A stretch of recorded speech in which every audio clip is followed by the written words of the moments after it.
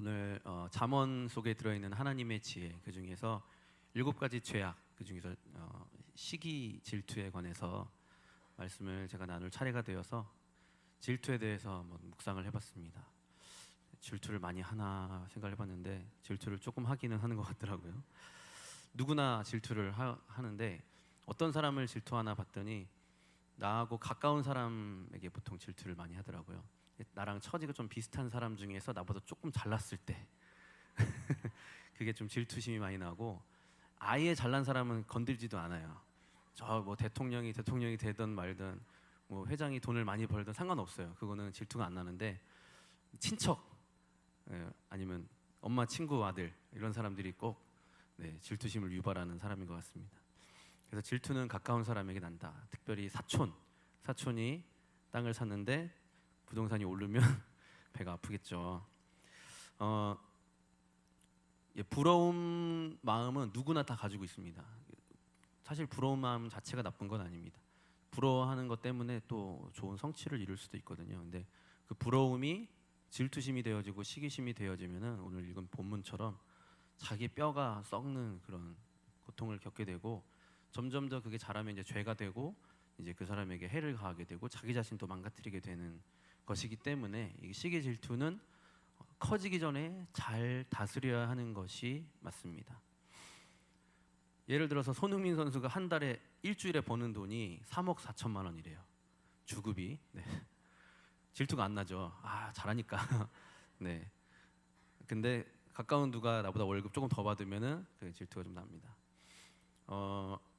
그러면 지금 우리가 손흥민 선수는 마땅한 능력이 있으니까 그만큼 받아도 돼라고 생각해서 질투를 안 하는데, 사실 반대 입장에서 보면요, 손흥민 선수가 그만한 돈을 받는 게 과연 맞는 건가 생각이 들 수도 있어요. 왜냐하면 축구 하나 잘하는 것 때문에 일주일에 3억 4천만 원씩 번다는 게 쉽지 않은 일이잖아요.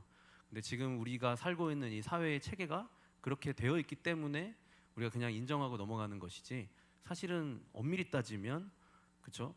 예를 들어서 농구를 잘하는 르브론 제임스라는 선수가 있는데 수백만 달러를 벌어도 그 사람이 만약에 지금 시대에 안 태어나고 옛날 그 르네상스 시대에 이탈리아의 피렌체에서 태어났다면 농구 잘하는 게 아무 쓸모가 없는 거죠. 그 당시에는 프레스코 그림을 잘 그리는 화가가 인정받던 시대니까, 그러니까 한마디로 물론 자신의 재능으로 높은 자리에 올랐지만 사실 교만할 수 없는 것은 좋은 시대를 타고났고 좋은 환경을 타고났고 자기가 가진 재능이 좋게 평가받는 그 시대에 살고 있는, 세상적으로 말하면 운이 좋았고 신앙적으로 말하면 하나님의 은혜가 있기 때문에라는 거죠. 그러니까 우리가 지금 누리고 있는 것이 많은 것을 누리고 있다고 한다면 우리가 교만할 수 없는 것은 이 시대에 하나님이 나에게 살게 하셨고 그러한 능력을 허락하셨기 때문에 내가 그것을 얻을 수 있는 것이다. 또한 이 시대에 내가 누리지 못하고 있다 할지라도 그것이 내가 낙심할 필요는 없다라는 거죠. 그런 부분들을 한번 생각해 보면 좋을 것 같습니다. 하버드대 교수님이신 마이클 샌델의 그 책에 이런 내용이 있어요. 당신이 만약에 귀족 사회, 그러니까 계급 사회에 살거나 혹은 지금 현대처럼 능력 중심주의 사회, 두 사회가 있는데 두 사회 모두 당신이 선택하면 상류층으로 살 수 있게 보장이 된다라고 하면은 둘 중에 어떤 사회에서 살고 싶으냐라고 질문을 던집니다. 대다수의 사람들은요, 계급주의 사회보다는 지금 능력 중심주의 사회에서 상류층이 되고 싶다라고 이야기를 한대요. 왜냐하면 능력이 있으니까 그만큼 누린 거니까. 귀족들은 그냥 계급을 타고난 거잖아요. 그러니까 사람들이 무시할 거 아니에요. 저 사람은 부모님이 귀족이라서 자기도 그냥 높은 계급에 있을 뿐이지. 근데 현대 사회에서 능력으로 인정받은 사람은 자신의 능력으로 높은 자리에 올라간 거니까 그래도 떳떳하다라고 생각할 수 있다라는 겁니다. 하지만 그것이 공정하지 않다라는 거예요. 그래서 아까 말씀드린 그런 그 유명한 농구 선수가 과거에 태어났다면 아무런 의미가 없는 것처럼 지금 현대 사회에서 그런 행운으로 얻어진 것을 자기의 마치 능력인 것처럼 오로지 여기는 것은 옳지 않은 것이다라고 이야기를 하고 있습니다. 질투, 이병헌이라는 그 배우가 있잖아요. 이병헌이라는 배우가 굉장히 유명한 작품들을 많이 했습니다. 근데 자기가 거절한 작품 중에서 후회하고 그 작품을 한 사람에게 대해서 질투하는 작품이 세 개가 있다고 합니다. 첫 번째가 뭐냐면 올드보이. 네, 올드보이라는 영화를 마침 다른 드라마를 찍고 있어가지고 못하게 됐대요. 근데 최민식이라는 배우가 올드보이로 그야말로 대박을 터뜨렸죠. 그래도 질투가 나는 거예요. 자기도 좋은 거 했으면서도. 또 기생충이라는 영화를 할 수 있었는데 못하게 된 거죠. 또 다른 드라마를 하느라고. 그래서 이선균이라는 배우가 세계적인 스타가 됐죠. 그리고 헤어질 결심, 박해일이라는 배우를 탄생시킨 엄청난 작품이었는데 원래 이병헌 거였다는 거죠. 그리고 잘 돼가는 걸 보면서 자기도 이미 잘 됐으면서 네, 배가 아프다라고 얘기를 했다고 합니다. 나보다 노력을 덜 했는데 나보다 좀 더 가진 사람을 보면서 우리는 배 아파하기도 합니다. 태어나서부터 외모가 너무 잘생겨서 여러 가지 혜택을 받는 사람을 보면 우리는 질투하기도 하죠. 김장을 담글 때도 질투가 있습니다. 몇 날 며칠을 박 권사님께서 좋은 배추를 고르고 시장에 가서 좋은 무를 고르고 무채를 썰고 고춧가루를 고르고 속을 만들고 속을 다 집어넣고 고생을 해서 며칠 동안 네, 김장을 담갔어요. 교회에서. 그래서 교인들 맛있게 먹으려고 기쁜 마음으로 담갔는데 김장 담그는 마지막 날 김 집사님이 오신 거죠. 그래가지고 이제 다 끝났는데 마지막 그 김치 제일 잘 된 그 김치를 통에다가 예쁘게 담아서 싹 들고 담임 목사님한테 갖다 드리는 거죠.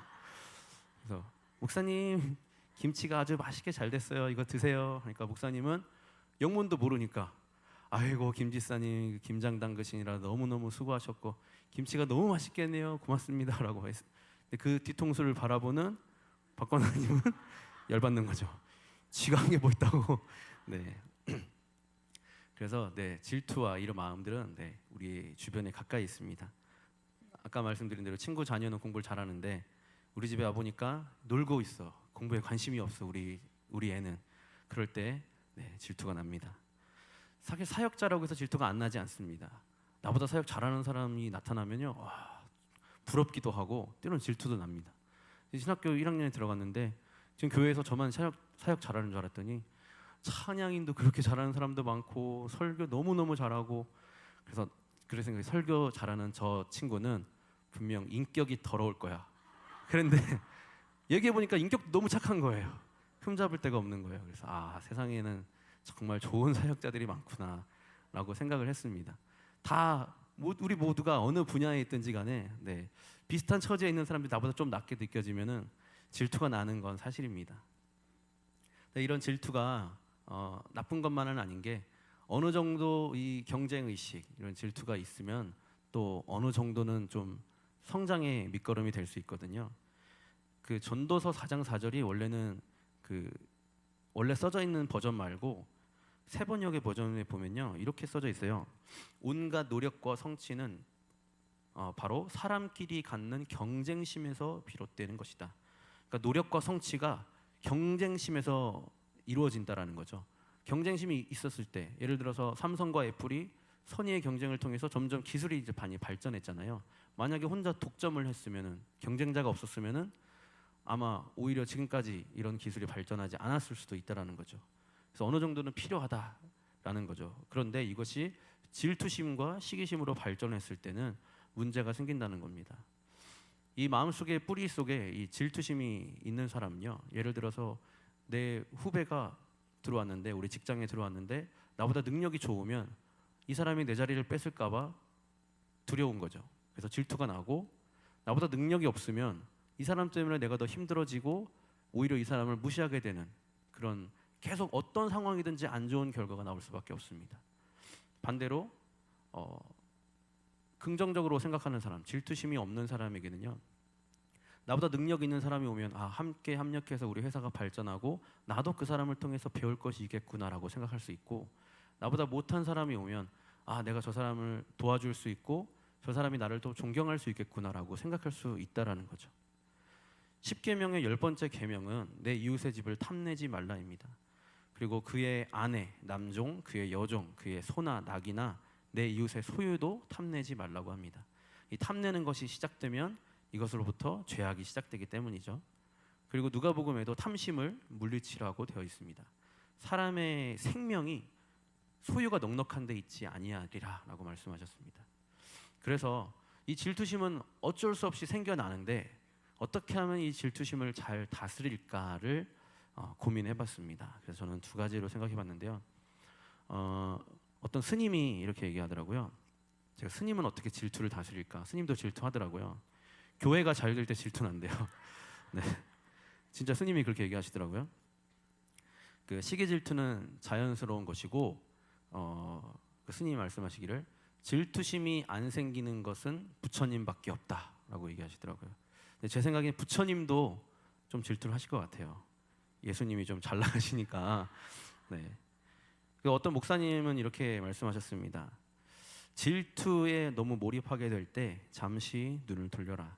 그리고 내가 물질적인 것에 너무 집착해서 그 질투에 집착하고 있다면은 그 물질보다 더 큰 가치가 무엇인지 잠시 곰곰이 좀 생각해 볼 시간이 필요하다라고 말씀하셨습니다. 그래서 이제 생각을 해봤는데 첫 번째 질투를 이길 수 있는 방법이 하나님의 부르심을 생각하는 것입니다. 오늘 이제 성가대 그 찬양을 들으면서 가사가 오늘 말씀하고 막 연결된다는 걸 생각했었는데요. 나를 부르신 그 부르심을 생각하는 겁니다. 요한과 세례 요한과 예수님은 가까운 사이입니다. 그죠? 나이도 6개월밖에 차이가 안 나고 엄마 친구 아들이에요, 둘이. 근데 요한이 하는 일과 예수님이 하는 일도 좀 비슷했어요. 그러니까 동종 업계에서 일하고 있는 사람이에요. 둘 다 사역자죠, 한마디로. 그리고 요한이 조금 더 먼저 사역을 시작을 했습니다. 그리고 광야에 나가서 말씀을 전할 때 많은 사람들이 요한을 따르게 됐고 요한의 제자들도 많았습니다. 사회 지도층들도 요한 앞에 엎드려서 말씀의 가르침을 받았죠. 그런데 어느 날 6개월 동생 예수라는 자가 나타나서 사람들을 가르치기 시작하는데 요한에게 존경했던 사람들이 다 예수님께로 가고 심지어 요한의 제자들까지도 예수님께로 넘어가게 되었습니다. 그러면 요한 입장에서 질투가 날만해요. 인간적으로 나도 열심히 사역했고 나도 존경받고 있었는데 나보다 훨씬 더 뛰어난 사람이 왜 하필이면 이 동시대에 같은 지역에 태어나서 그것도 내 친척이 왜 나의 가지고 있던 지금까지 얻었던 명예와 이런 것들을 다 뺏어갈까라고 생각할 수 있는데 요한은 그렇게 생각을 하지 않았습니다. 요한복음 3장 29절부터 30절에 요한이 이렇게 이야기합니다. 신부를 취하는 자는 신랑이나 서서 신랑의 음성을 듣는 친구가 크게 기뻐하나니 나는 이러한 기쁨으로 충만하였노라. 그는 흥하여야 하겠고 나는 쇠하여야 하리라 하니라.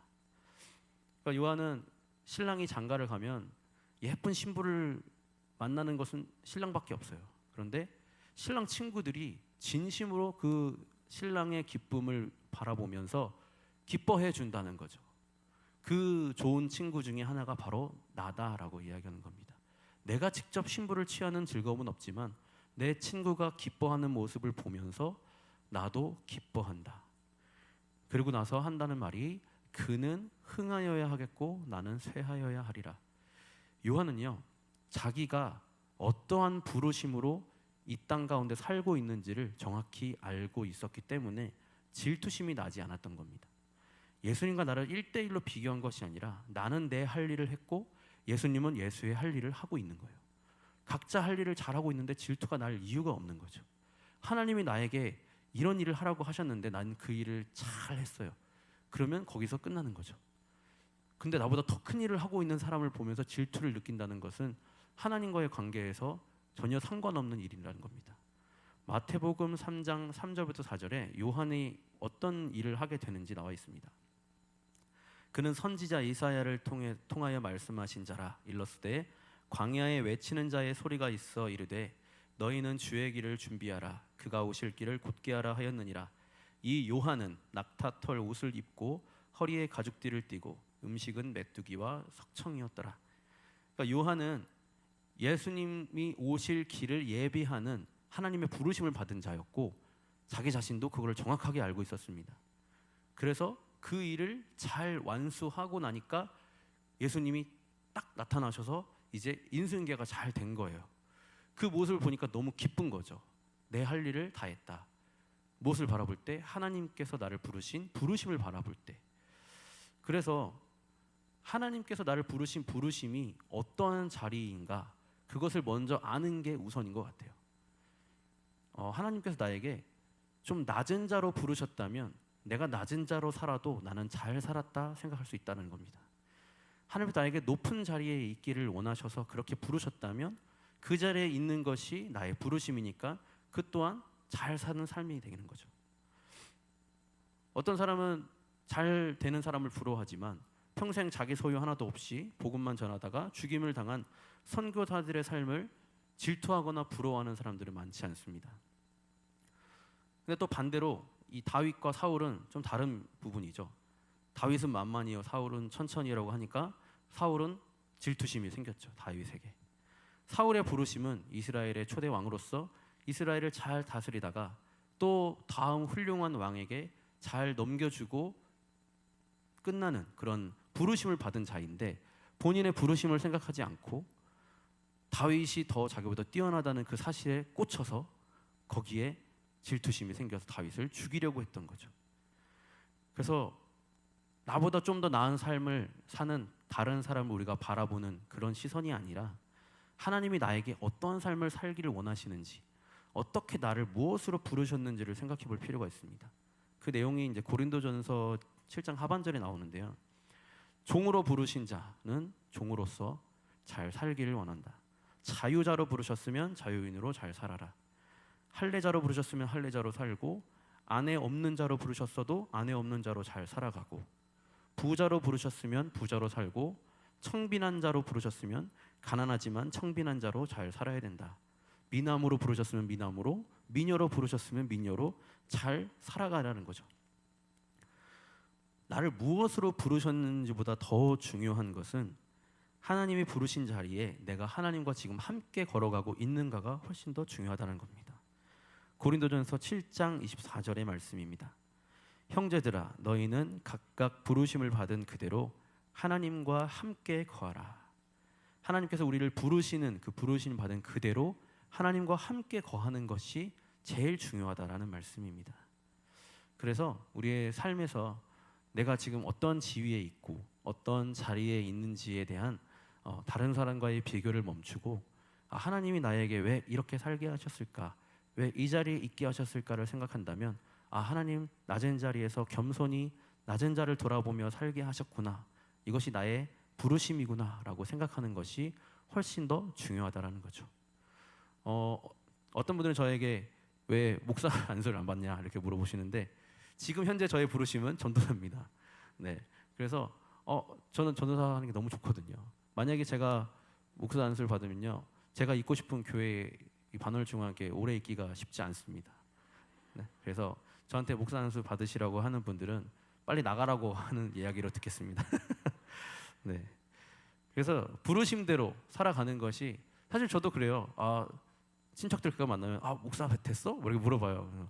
아니요, 20년째 전도사야. 넌 20년째 전도사냐? 이렇게 물어보거든요. 저는 그게 좋아요 라고 이야기를 하는데, 그래, 목사가 빨리 돼야 되나? 그런 생각도 가끔 할 때가 있어요.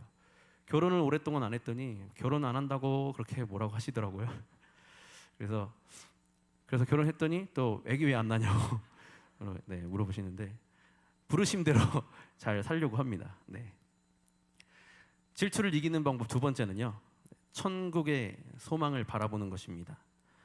천국이 관념적으로 느껴질 때 이 세상에 더욱 집착하게 되고요, 질투심에 집착하게 됩니다. 마태복음 6장 19절부터 21절 말씀입니다. 너희를 위하여 보물을 땅에 쌓아두지 말라. 거기는 좀과 동록이 해하며 도둑이 구멍을 뚫고 도둑질하느니라. 오직 너희를 위하여 보물을 하늘에 쌓아두라. 거기는 좀이나 동록이 해하지 못하며 도둑이 구멍을 뚫지도 못하고 도둑질도 못하느니라. 내 보물 있는 그곳에는 내 마음도 있느니라. 아멘.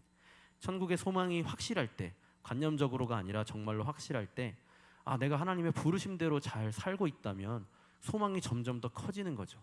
거기에 집중되어집니다. 하늘나라의 소망과 이 땅의 부르심대로 사는 삶, 남을 돌아볼 겨를도 없고 질투할 겨를도 없게 되는 것이죠. 잠언 23장 17절부터 18절 말씀입니다. 내 마음으로 죄인의 형통을 부러워하지 말고 항상 여호와를 경외하라. 정령이 내 장래가 있겠고 내 소망이 끊어지지 아니하리라. 잠언 24장 19절부터 20절입니다. 너는 행악자들을 말미암아 분을 품지 말며 악인의 형통함을 부러워하지 말라.